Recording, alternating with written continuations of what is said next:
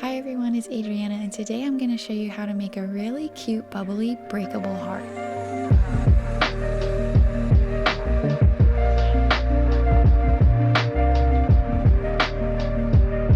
So for this breakable heart, I found this really cute mold that's about 4 inches in width, and it has that same bubbly modern type look to it that I used for my heart hot chocolate bombs. So just so I can show you the size difference, this is a regular geometric heart on the right. That's the one that's typically used for a breakable heart. It uses about 4.5 ounces of chocolate, and the purple heart is this 4-inch heart. So it's a great size if you wanted to do like mini size breakable hearts or maybe have other treats included in your box, and it only uses about 2 1/4 ounces of chocolate per heart. Okay, to make those hearts, take about 2 1/4 to 2.5 ounces of chocolate, put it in a microwave safe bowl, and melt on 30-second intervals until it's completely melted. Make sure that you are using at least 2 1/4 ounces for these size hearts. Don't use any less than that because the chocolate shell ends up being a little bit too fragile and then difficult to remove. And today I'm going to be making a pink heart, so I'm going to use Color Mills Hot Pink, which is an oil-based coloring that's perfect for chocolate. Once your chocolate is all melted and colored, go ahead and dump all of it into the mold. Now I'm going to move to the side so that you can see exactly what's going on inside the mold, but what I'm doing is I'm rotating the mold so that the chocolate slides all around the inside and gives us a nice coat on the entire surface. So what's happening is that when the chocolate is contacting the surface of the mold, it's slowly starting to cool and set,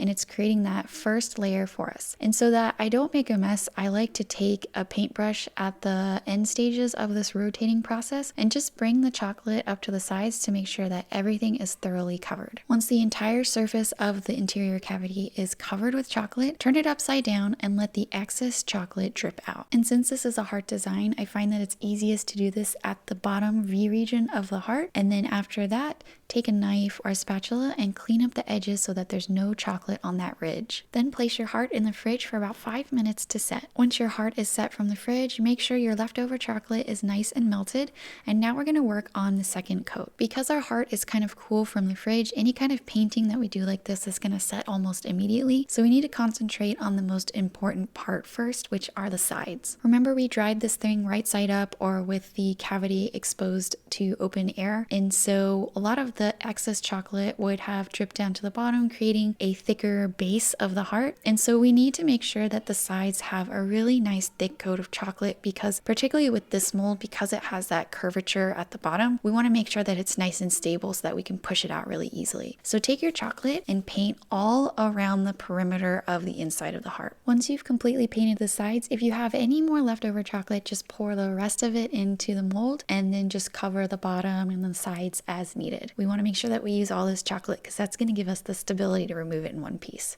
All right, and then just place it back in the fridge for another 5 to 10 minutes to firm up completely. And once it's nice and firm, we're gonna get it out of this mold. And the first thing we have to do is just loosen up the edges. So you see that lip all around the perimeter.